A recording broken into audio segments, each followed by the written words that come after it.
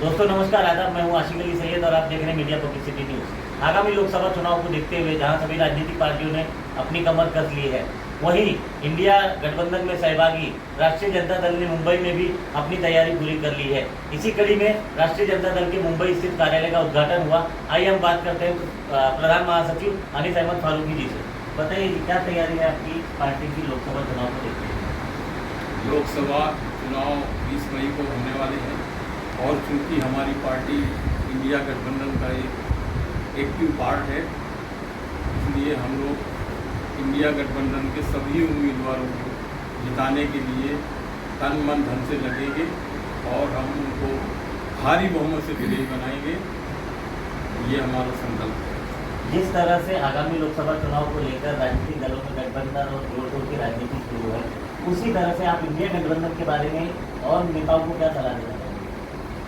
नहीं, हमारे यहाँ कोई उठा पटक नहीं है और हमारे गठबंधन में करीब करीब सारी डील हो चुकी है और ये तो लोकतंत्र है, हर आदमी को अपने विचार रखने का हक है।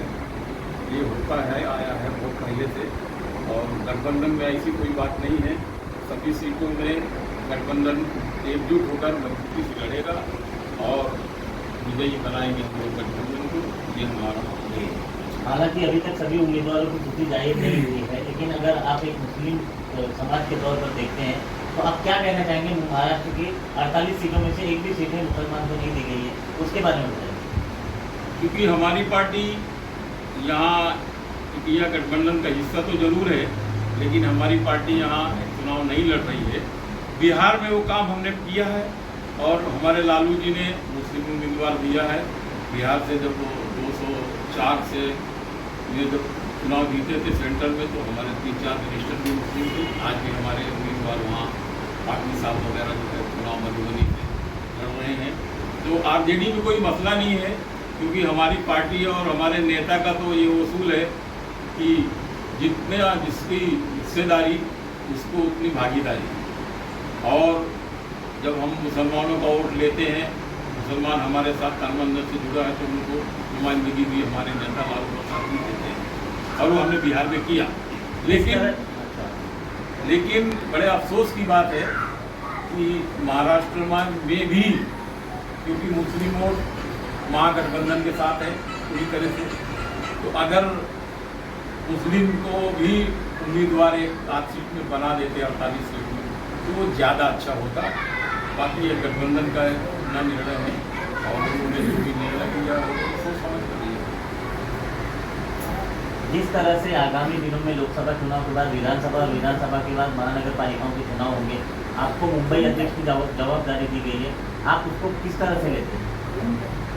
राष्ट्रीय जनता दल ने जो आज जिम्मेदारी मुझे दी, पिछले कई दिनों से हमारे सामने कई शिकायतें तो बहुत थी, लेकिन आगे के समय में मैं ये कोशिश करूँगा कि जो पीछे हमने शिकायत किया वो शिकायत का मौका किसी को नहीं मिले और मुंबई यूनिट हमारी जो भी छोटी है बड़ी है जो भी है, हम सबसे चर्चा करके आगे के जो भी निर्णय होंगे उसको जल्द आप लोगों को काफी किसी होंगे कि आगे हम क्या करेंगे।